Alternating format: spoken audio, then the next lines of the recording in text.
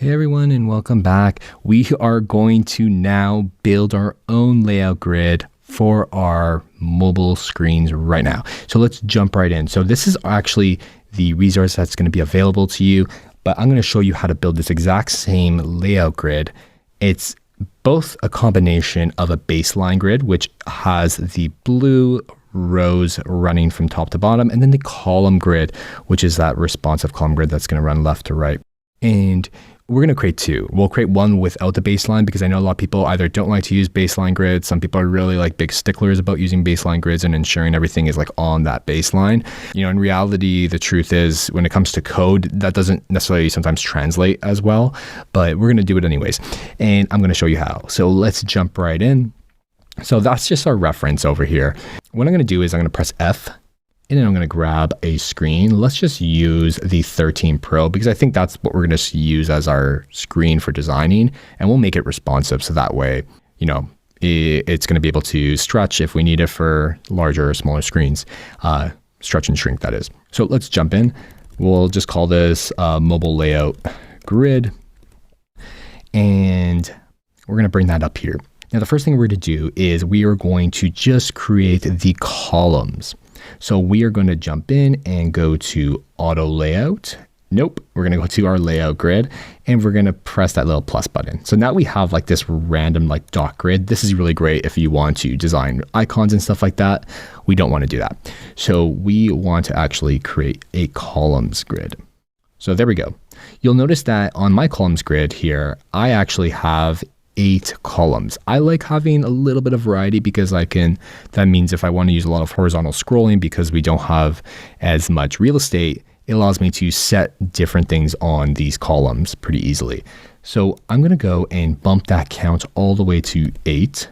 You feel free to, you know, try different things. It really doesn't matter. It's going to be preference. I wouldn't do 12. That's a lot. And I usually cap out at 8 or 6. Some people like to keep it really simple and just do like 2 or 4. I like a little bit of variety, and it really depends on the type of content. So I'm going to keep that color the same. You can change the color if you want. You know, if you want to make it like, say, purple. I mean, we can do that as well. That's what I'm going to do. Purple is one of my favorite colors, so I'm going to roll with purple, and we'll keep it at 10%. We're going to leave the width at auto because we're going to stretch. That means it's going to be able to go like and stretch like that. So it's going to be a responsive grid. Let's go back into those properties. The margin on either side, I like to do things like maybe 16 to 24. If we're thinking about our base unit, like spacing, I like to work with like a 8 pixel or 4 pixel base unit. I'm going to actually just use this 24 pixels because it gives me a lot of breathing room on either side, which I find is something I like. For the gutters though, I like to keep them a little bit tight. So 16 is usually where, you know, I net out when I choose that. And there we go. We've already created the layout grid for just like a 8 column simple grid here. And now we can go ahead and just turn that into a style. So I'm going to just call this one mobile, and we can say that it's 8 column. So I'll just use like COL as a short form for it. And there we go. We have it over here.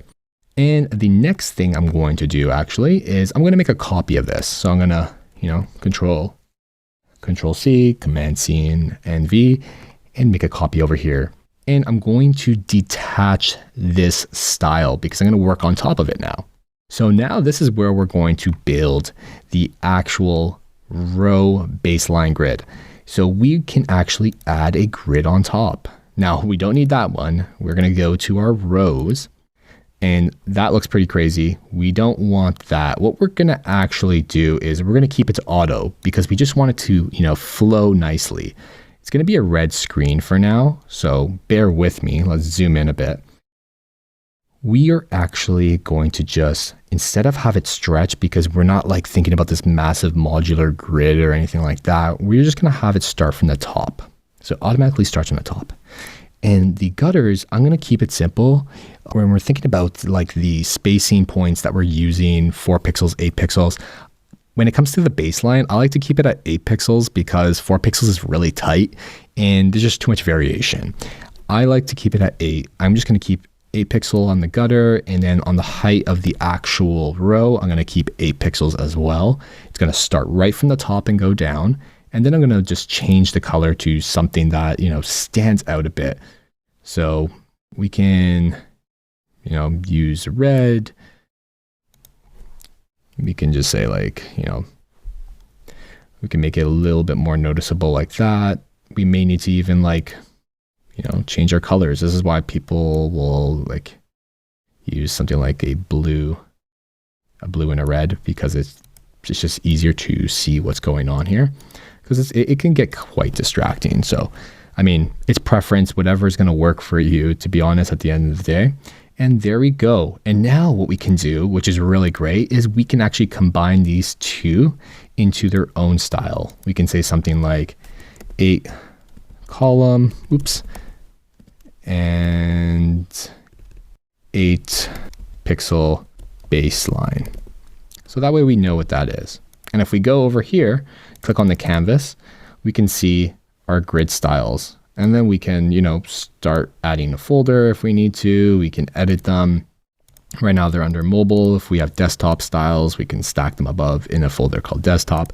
So we have our 8 column baseline one right there. And if I'm just press the frame tool and come over here, I can easily jump into my layout grid options and say, hey, I want to apply that one, or no, I want to switch between that one. And these grids that we just created together should carry us throughout the rest of our work here. And that is how you create your own mobile layout grids.